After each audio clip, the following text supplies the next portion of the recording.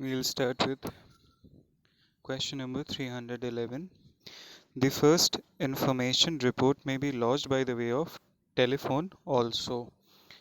FIR telephone से भी laws की जा सकती है. ये कौन से केस में बोला गया था? That was Sakharao versus state, 1969 supreme court का केस सखाराव वर्सेस स्टेट, जिसमें कहा गया कि FIR टेलीफोन के थ्रू भी रजिस्टर की जा सकती है. Permission to investigate into a non-cognizable offense. Permission to investigate into a non-cognizable offense can be granted by magistrate having jurisdiction to try the case. Non-cognizable cases में जिसमें permission चाहिए होती थी मैजिस्ट्रेट की, तो वो परमिशन कौन देगा? The magistrate having jurisdiction to try the case. In a first information of offense is cognizable and other is non-cognizable, the whole case shall be deemed to be. First information में ऐसा बता जो offences की information मिली, एक offence is cognizable and the other offence is non cognizable, so the case would be dealt as a non cognizable offence वाला case. Okay, so the answer is, I'm not really sure about this. The answer says to be a cognizable case जिसमें police खुद से cognizance ले सकती है. Yeah, I believe, yeah, cognizance is the right answer. Cognizable case is the right answer. The distinction between the police investigation ordered under 156 clause 3, distinction between a police investigation ordered under section 153 clause 156 clause 3 and the other one directed under section 202 of the code has been clearly brought out by the Supreme Court in distinction थी, जो separation, जो difference between police investigation जो ordered हुई है, police investigation जो ordered हुई है magistrate के द्वारा 156 clause 3 एंड दूसरा वाला that is 202 of the code, ये कौन से केस में सुप्रीम कोर्ट ने क्लियरली ले डाउन किया? सो that was Devarpalli Lakshmi Narayan Reddy versus NN Narayan Reddy. A police officer without an order from a magistrate, एक पुलिस ऑफिसर जो कि बिना मैजिस्ट्रेट के ऑर्डर के एंड विदाउट अ वारंट या बिना वारंट के has no power to arrest any person, उसके पास कोई पावर नहीं है to arrest any person. So that is who is suspected of committing a non-cognizable offense. एक पुलिस ऑफिसर है जो बिना किसी ऑर्डर के फ्रॉम द मैजिस्ट्रेट और without a warrant has power to arrest any person who is suspected of committing a non-cognizable case. अगर उसके पास कोई इंफॉर्मेशन आती है कि एक suspected person is going to commit a non cognizable case, तो उन केस में भी अगर इंफॉर्मेशन मिल गई तो stop that crime from being committed, वो बिना मैजिस्ट्रेट के परमिशन और वारंट के भी जा सकते हैं अरेस्ट करने. A police officer arresting a person without a warrant, एक पुलिस अफसर जो अरेस्ट करता है any person without a warrant has no duty to, एक police officer who is arresting a person without warrant has no duty to inform him about the grounds of arrest. A police officer जो arrest करता है person without a warrant has no duty to provide him good food and clothing. Grounds of arrest उनको बताने होंगे, inform him about the rights to be released ये भी बताने होंगे, और produce him within 24 hours within to the magistrate ये भी होगा. उनको ग्राउंड्स ऑफ अरेस्ट बताने होंगे कि उनके पास राइट है to be release on bail also, and produce him within 24 hours before the magistrate also, provide him good food and clothing. In a cognizable case, the police has the authority to arrest without warrant. Cognizable offense में a police has the power to arrest without warrant and investigate the offense without permission of the magistrate. Cognizable case में police के पास authority है to arrest without warrant and to investigate the offense without the permission of magistrate. To arrest the without warrant and investigate the offense without the permission of magistrate. Moving to question 318. The aggrieved person of the refusal of the officer in charge of the police station एक person है वो aggrieve है of the refusal of the officer in charge of the police station to record the information referred to in the subsection 1 of 154 may under 3 of subsection 3 of 154 send the substance of the information through proofs to the superintendent of police concern. अगर कोई police officer 154 में 154 clause subsection 1 में उसकी FIR register नहीं करता है तो 154 clause 3 में he can send the copy of his information to the superintendent of police, that is SP also. Which of the following statement is correct in relation to 156 clause 3?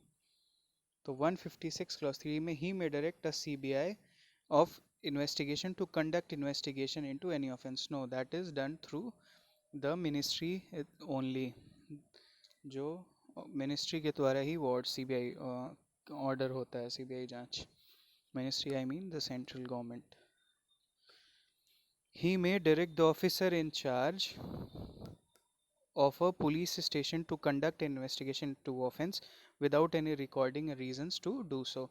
तो ये सही है। 153 में मैजिस्ट्रेट के पास ये पावर है that he can direct any police officer to investigate into the matter without giving him any proper reasons also. So 2 is correct. He may direct the officer in charge of the police station to conduct the investigation into any offense only after recording reason. No, there is no reason, there is no need to record the reason. He may give notice to accused and provide him opportunity of hearing. वो notice दे सकते हैं accused को and provide him of the opportunity of hearing. Permissible to investigate into a non-cognizable offense. Permissible to investigate into a non-cognizable offense can be granted by a permission to investigate into a non-cognizable offense can be granted by a magistrate in any part of India. Magistrate in any part of India? No, that is not correct. Magistrate in any part of state? No, that is also not correct. कोई भी कहीं से भी state से या कहीं भी किसी भी इंडिया से ये परमिशन नहीं दे सकता to investigate. Only the magistrate having jurisdiction to try the case. In non-cognizable offense, in non-cognizable cases the investigation starts. Investigation non-cognizable cases में कब शुरू होती है? After obtaining orders from the concerned magistrate. After obtaining orders from the concerned magistrate जो है investigation start हो जाती है इन नॉन कॉग्निजेबल केसेस में। नॉन कॉग्निजेबल केसेस में police does not have the power to take action और power to investigate. वो कब होगा? ओनली व्हेन द मैजिस्ट्रेट से वो ऑर्डर मिल जाता है। Moving on to 322, magistrate has the power to direct the police. Magistrate के पास पावर है to direct the police to investigate into an offense. Magistrate has the power to direct the police to investigate into an offense under 156 clause 3. Magistrate के पास power है to direct and police to investigate an offense under 156 clause 3. A complaint becomes a first information report. एक complaint जो है that becomes a first information report. एक complaint that becomes a first information report when it is sent to the police for investigation under 156 clause 3. When it is sent to the police यानी कि that is to the magistrate. जब complain file हो जाती है तो वो भी as a FIR consider की जाती है।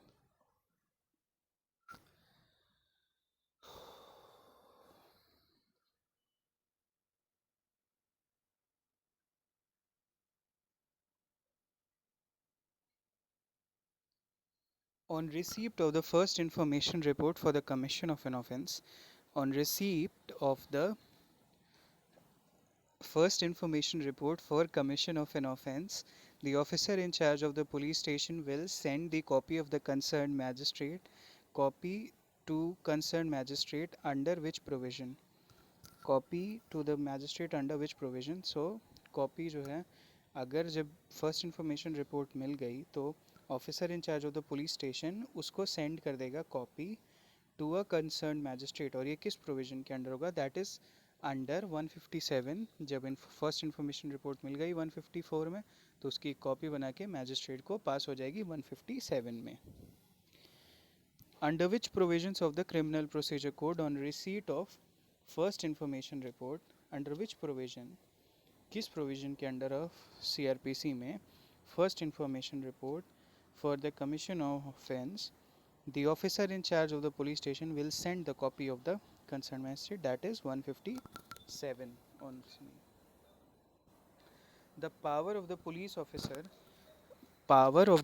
officer to require the attendance of a women witness in cognizable offense extends to power of the police officer to require the woman witness in a cognizable offense extends to calling the woman to the police station through male constable. No, first statement is not correct. Calling the woman to the police station through female constable, even that is not correct. Calling the women to the police station through her parents and family members, no, even that is not correct. Not calling the women to the police station but going personally to the place where the woman resides, जहाँ पे woman reside करती है उसकी जगह पे जाके वहाँ से स्टेटमेंट लेना और उसको एज अ विटनेस की तरीके से ट्रीट करना, ये पुलिस को की एक ड्यूटी है। Delay in examination, delay in examining the witness, delay जब देरी होती है एग्जामिनेशन की, by investigating officer does not ipso facto make the prosecution version suspect. अगर किसी वजह से डिले हुई है तो उसको by ipso facto, by the fact itself, by the reason itself, वो अपने आप से सस्पेक्टेड इन्वेस्टिगेशन के तरीके से नहीं कंसिडर की जाएगी। Investigating officer should be categorically questioned in aspect of a delayed examination was held in which of the following state। तो इसमें कौन से केसेस में ऐसा हुआ गया था? That is state of UP versus Satish की अगर डिले हुई है किसी विटनेस की स्टेटमेंट रिकॉर्ड करने में तो बाई इप्सो फैक्टो वो प्रोसिक्यूशन का वर्जन वो डिफेक्टिव नहीं कहलाने लगेगा। That was state of UP versus Satish का केस। Person who can be summoned as a witness, कौन सा person will be summoned as a witness under 160 of the code of criminal procedure? Who can be summoned as a witness? तो police officer investigating the case, police officer investigating the case, a person can be summoned as a witness under 160 of the code of criminal procedure। एक person जो है who is summoned as a witness under 160 of the code of criminal procedure by the police officer investigating the case। The investigating police officer in the case has, investigating police officer has the power to require attendance of the person। Investigating police officer के पास ये power है to require the attendance of a person acquainted with the facts and circumstances of the case under 160 of CRPC।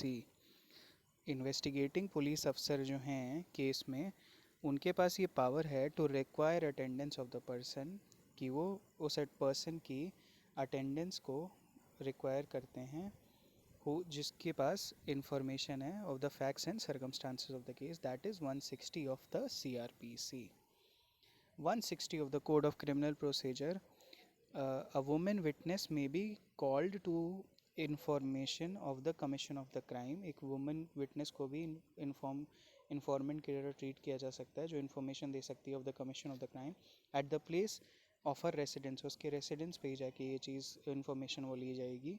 and it is necessary in the interest of the justice, और ये भी ज़रूरी है in the interest of the justice कि prior permission magistrate से भी ली जाए in that regard. ये कौन से केस में लिया गया था? बहुत इंपॉर्टेंट केस है ये। That was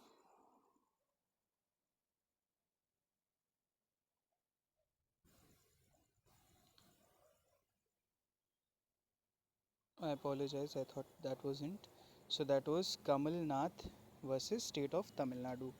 Kamalanath versus state of Tamil Nadu में वुमेन विटनेस के घर पे जाके उनका इन्फॉर्मेशन रिकॉर्ड करने की बात की गई थी, who is acquainted with the facts and circumstances of the case, और मैजिस्ट्रेट की परमिशन लेनी ज़रूरी है. So that was Kamalnath versus state of Tamil Nadu 2005 supreme court का judgement.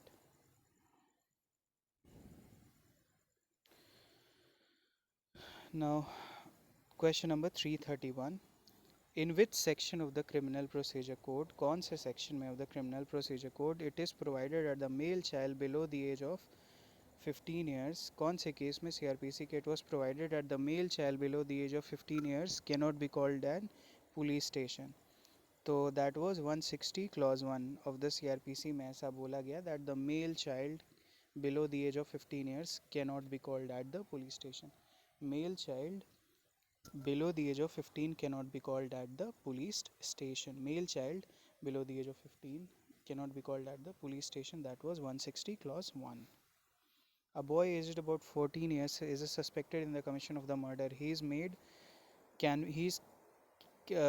can be made to join investigation at his residence only. Option number 2. A joint कोई 14 साल का बच्चा अगर उसमें विटनेस है या सस्पेक्ट है तो उसके उसका स्टेटमेंट या जो भी है उसको घर पे ही जाके रिकॉर्ड करना होगा. A joint statement of several witness recorded during investigation. एक जॉइंट स्टेटमेंट जो बहुत सारे लोगों की will neither render these person, option number C, will neither render this person incompetent witness nor the evidence is inadmissible. तो बहुत लोगों ने मिल के भी, जैसे आपको अगर कोई खबर दी, कई लोग से मिली जुली जो एक खबर जो हुई सर्कमस्टांशियल टाइप में, तो उसकी वजह से भी वो इनकम्पिटेंट विटनेस नहीं कहलाएंगे और ना ही वो इनएडमिसिबल एविडेंस कहलाएगा. Investigation officer bound to reduce in writing any statement made to him in the course of examination under 161 of the Code of Criminal Procedure. Investigating officer जो है उसको बाउंड करना है to reduce in writing any statement made to him, is bound to reduce in writing any statement made to him in the course of examination under 161. So is bound to reduce in writing made to him the course of examination under 161. Yes, 161 में investigating officer को जो भी course examination के course में investigation में जो जो statement उसने रिकॉर्ड किए उसको लिखना होगा 161 के under. Very important case again, I mean very important section. Statement under 161 of the Code of Criminal Procedure are recorded by the police during investigation. Option number C, during investigation. 161 का जो statement है that was witness recorded during the investigation under 161 CRPC cannot be used at a criminal trial except, जो statement है 161 CRPC का वो it cannot be used except in the criminal trial के सिवा कब यूज़ हो सकता है, to only contradict the witness. जब इससे पहले जैसे इन्वेस्टिगेशन के दौरान आप वो स्टेटमेंट का यूज़ केवल कॉन्ट्रडिक्ट करने के लिए, जैसे कोई पर्सन बोल रहा है आई डिड दिस, सो आप उसको कॉन्ट्रडिक्ट करने के लिए फ्यूचर में इन्वेस्टिगेशन में आप सेकंड स्टेटमेंट जब लेते हैं तो भी ये बोल सकते हैं कि तुमने पहले तो ऐसा नहीं कहा था. तो क्रिमिनल ट्रायल में यूज़ होगा, और या तो to contradict the witness during the terms of investigation itself, during the time of investigation, under which CRPC का section investigation officer records the statement of the witness, that is 161. In which of the following cases it was held that person has the right to protection under 161 clause 2 of the CRPC against the question. So that was Nandini Sathapathy versus PL Dani. Investigating officer under 160 of the CRPC cannot be required of the attendance of the male at a place other than the place of his residence. 160 के under investigation officer cannot require the attendance of the male if he is less than 15 years of age. Option number A. Which one of the following section of the Code of Criminal Procedure provides that no statement made by any person to the police officer in the course of investigation shall, if reduced to writing, be signed by the person making it? तो 162 के under ऐसा बोला गया है कि जो भी police officer को इंफॉर्मेशन दे रहा है, no statement made by the person in the course of investigation if reduced in writing be signed अगर वो लिखा गया है तो ये ज़रूरी नहीं है कि उस पर साइन होना ज़रूरी है, कोई भी आदमी ऐसा स्टेटमेंट दे रहा है तो। So that is 162 of CRPC। Thank you.